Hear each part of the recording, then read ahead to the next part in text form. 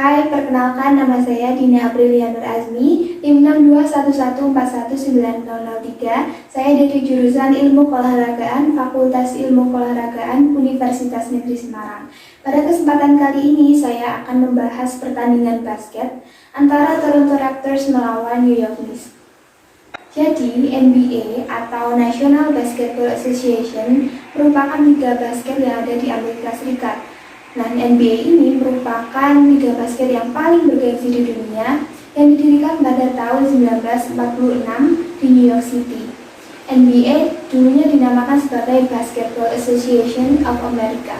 Alasan mengapa NBA dikatakan sebagai liga basket paling bergengsi di dunia karena NBA melahirkan legenda-legenda pemain basket terbaik seperti Kareem Abdul-Jabbar, Kobe Bryant, dan Michael Jordan. Nah, saat ini NBA masuk pada babak playoff dan play-in, yang mana setiap tim yang masuk pada babak tersebut sedang berjuang untuk memperebutkan gelar juara NBA musim ini, yaitu musim 2021-2022. Pertandingan terakhir sebelum diadakannya pertandingan play-in dan play-off pada NBA musim ini diikuti salah satunya pertandingan antara Toronto Raptors melawan New York Knicks, yang mana baru saja digelar pada tanggal 10 April 2022 kemarin bertempat di New York City, Madison Square Garden, yang mana New York Knicks berhasil memperoleh kemenangan atas Toronto Raptors dengan skor 105-94. Pertandingan ini juga merupakan pertandingan terakhir bagi New York Knicks karena mereka tidak berhasil masuk ke babak play-in maupun play-off pada NBA musim ini dengan hanya mengantongi 37 kemenangan dari 82 pertandingan yang mereka jalani serta menduduki peringkat ke-11 di wilayah timur. Nah, pertandingan terakhir bagi Knicks sendiri tidak diikuti oleh pemain bintang seperti R.J. Barrett, Julius Randle maupun Derrick Rose. Sedangkan Toronto Raptors sendiri mereka hanya memainkan 8 pemain, salah satunya yaitu pemain rookie Scottie Barnes. Untuk Toronto Raptors sendiri, mereka dipastikan masuk ke babak playoff dengan mengantongi 48 kemenangan dari 82 pertandingan yang mereka jalani serta menduduki peringkat kelima di wilayah timur. Sehingga apabila mereka kalah melawan New York Knicks, mereka masih bisa dipastikan masuk ke babak playoff pada NBA musim ini untuk dapat merebutkan gelar juara NBA pada musim 2021-2022. Pertandingan antara Toronto Raptors melawan Knicks dimulai dari tip-off yang dimenangkan oleh pemain rookie dari New York Knicks yaitu Jericho Sims. Kemudian diikuti oleh perolehan poin pertama yang dilakukan oleh Alec Burks dengan mencetak 3 poin. Sedangkan Toronto Raptors sendiri memperoleh poin pertama mereka dari pemain rookie yaitu Scottie Barnes dengan mencetak 2 poin. Pelatih dari New York Knicks sendiri yaitu Tom Thibodeau kali ini lebih banyak menggunakan pemain-pemain muda mereka untuk dapat menjadi starter di awal pertandingan seperti Jericho Sims, kemudian Immanuel Quickley, dan juga Obi Toppin. Defense yang dilakukan oleh para pemain-pemain muda tersebut dapat dikatakan cukup baik karena mereka berhasil memaksa para pemain Toronto Raptors untuk menghabiskan waktu 24 detik mereka tanpa mencetak poin sama sekali.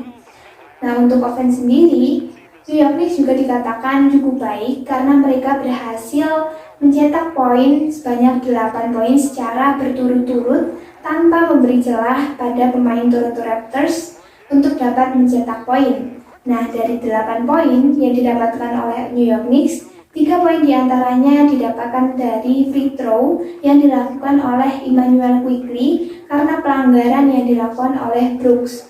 Nah, pada awal quarter, New York Knicks berhasil mencetak 31 poin, sedangkan Toronto Raptors hanya mencetak 22 poin. Pada kuarter kedua ini, Toronto Raptors berusaha untuk memperkecil ketertinggalan mereka dari Knicks dengan memperbaiki offense mereka. Hal tersebut mereka lakukan dengan membuat seorang pemain di antara mereka bisa terbuka untuk melakukan shooting. Terbukti pada kuarter kedua ini mereka bisa menyamakan kedudukan dengan poin 35 sama di menit keempat pada kuarter kedua ini. Perolehan poin yang didapatkan dari Raptors sendiri salah satunya diakibatkan dari beberapa turnover yang dilakukan oleh para pemain dari Knicks, sehingga tidak sulit untuk Raptors dapat mencetak poin. Selain itu, defense pada kuarter ini yang dilakukan oleh Knicks juga kurang baik.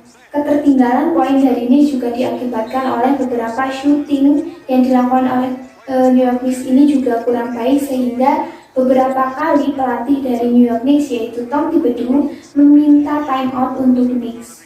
Pada kuarter kedua ini, Toronto Raptors berhasil mencetak 26 poin, sedangkan New York Knicks hanya mencetak 20 poin saja.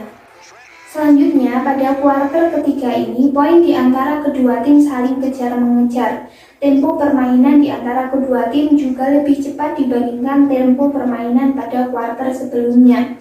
Pada kuarter ketiga ini, kedua tim sama-sama memiliki shooting yang kurang baik, sehingga poin yang mereka cetak juga tidak terlalu banyak.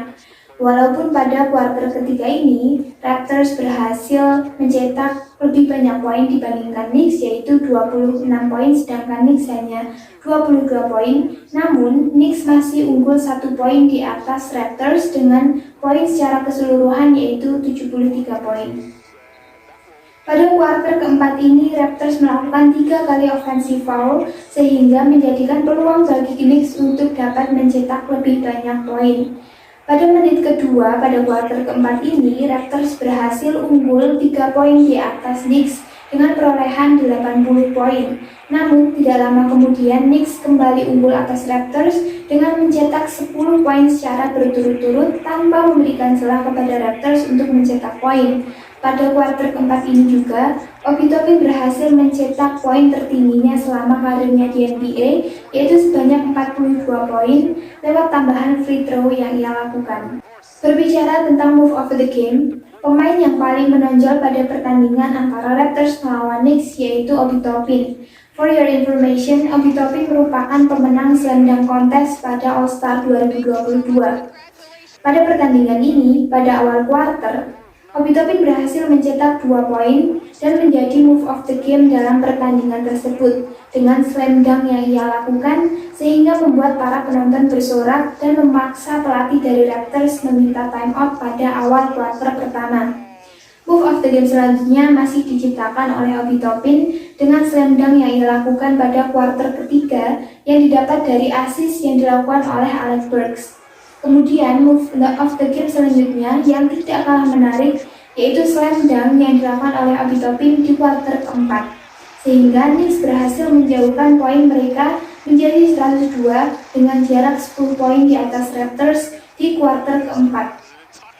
Pada pertandingan bagi Knicks di NBA musim ini, Obi Toppin merupakan pemain yang paling menonjol karena ia berhasil mencetak rekor tertingginya selama karirnya di NBA dalam pertandingan melawan Raptors. Sebelumnya, ia berhasil mencetak rekor tertingginya yaitu sebanyak 35 poin ketika melawan Wizards. Kemudian ada juga Immanuel Quickley. Ia berhasil mencetak triple-double dengan perolehan 34 poin, 12 assist dan juga 10 rebound dalam pertandingan melawan Raptors, dan menjadikan pemain termuda di sejarah New York Knicks yang dapat mencetak triple-double di atas 30 poin. Jadi, bisa dikatakan bahwa pertandingan menutup bagi New York Knicks ini cukup manis, walaupun terdapat kekecewaan karena mereka tidak bisa bermain dan melanjutkan permainan mereka di babak play-in maupun play-off. Sekian pembahasan tentang pertandingan basket antara Toronto Raptors melawan New York Knicks. Semoga bermanfaat. Wassalamualaikum warahmatullahi wabarakatuh.